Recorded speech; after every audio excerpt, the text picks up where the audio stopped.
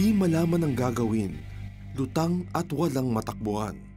Iyan ang naging kalagayan ni Mila nang malubog siya sa matinding pagkakautang.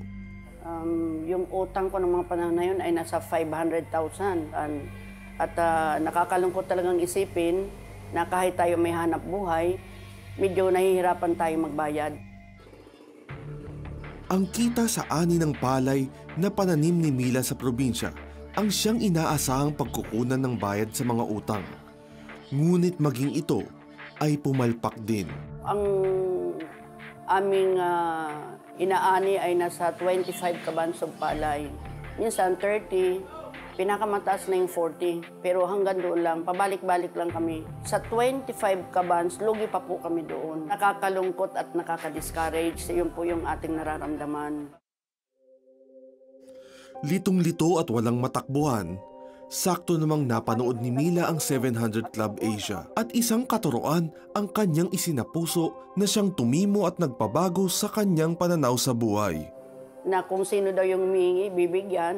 Kung gusto mo, kumatok ka at ikaw bubuksan. Nakita ko po na gano'n yung sa mga patutuo, nakita ko at na-encourage din ako na magbigay para makita ko rin kung ano ba yung maitutulong sa akin at maitutulong ko rin sa kapwa ko. Nagsimulang magbigay si Mila sa 700 Club at naging tapat sa buwan ng pagbibigay. From 40 kabans, nag-ani kami noong April, 93 ang nakuha namin. So nakita ko talaga kung ano yung epekto ng ating paniniwala sa taas. At yung pagbibigay na nagsishare tayo ng blessing natin, nakita ko kung ano rin yung sobra pa yung ibinabalik sa atin. Unti-unting nabayaran ni Mila ang 500,000 pisong pagkakautang. Masaya na kami dito. Sabihin, wala na akong iniisip na kinabukasan, may babayaran. So malaking ginhawa ang epekto sa aming pamumuhay, lalo na sa aking pamilya.